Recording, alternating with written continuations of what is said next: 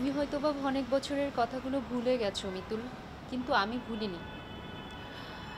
তোমার কথাগুলোকে বিশ্বাস রেখে আমি মনের ভিতর অনেক সুপ্ত বাসনা পুষে রেখেছিলাম, কিন্তু আর পারছি না। আজ আমাকে বলতেই হবে। আজ আমি বলবো আমি তোমাকে ভালোবাসি। ও মাই গড, ফারিয়া, কাম অন, শেষ পর্যন্ত তুমি আমাকে প্রপোজই করে বসলে।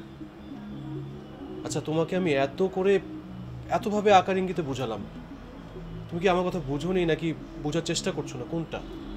মিতুল, তুমি আমার সাথে এভাবে কথা বলছো কেন? আমার কি ভুল ছিল বলো? ফারিয়া শোনো, ভুল তোমার না, ভুল আমারও না। সময়টা তো একটা ফ্যাক্ট। তখনকার আমরা আর এখনকার আমাদের মধ্যে অনেক তফাৎ আছে। দেখো, আমি এখন একজনের সাথে জড়িত, একটা রিলেশনশিপের মধ্যে আছি আমি। দেখো, তুমি আমাকে ভুল বুঝো না, এটা পসিবল না, প্লিজ। তোমাকে নিয়ে আমার অনেক স্বপ্ন ছিল, কিন্তু ঢাকায় আসার পরে বুঝতে পারলাম আমার স্বপ্নগুলো শুধু স্বপ্নই। এটা হয়তোবা আমার ভাগ্যের নির্মম পরিহাস।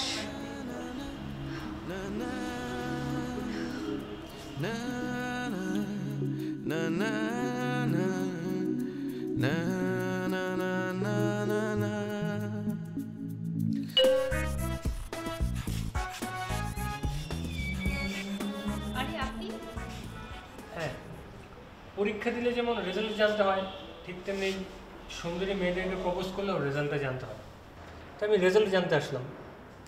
যদি ইয়েস হয় তাহলে আজই তোমাকে নিয়ে ঘুরতে যাব, আর যদি নো হয় তাহলে মন খারাপ করে চলে যাব। এখন বলো, অ্যান্সারটা কি ইয়েস নাকি নো? দেখুন, সবার মনের আশা পূর্ণ হয় না, ঠিক আপনার মনের আশাও পূর্ণ হচ্ছে না।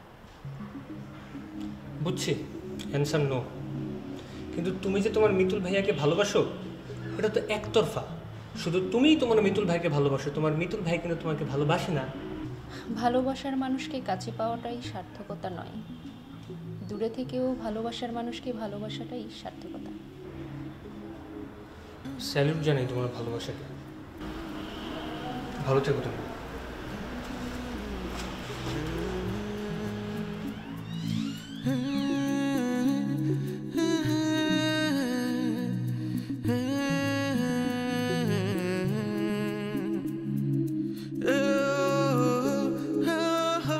ফারিয়া, আমি চলে যাচ্ছি। তুই কি আমার কাছে থেকে যেতে পারিস না? সে সুযোগ আর নেই ফুকুন, তোমরা ভালো থেকো।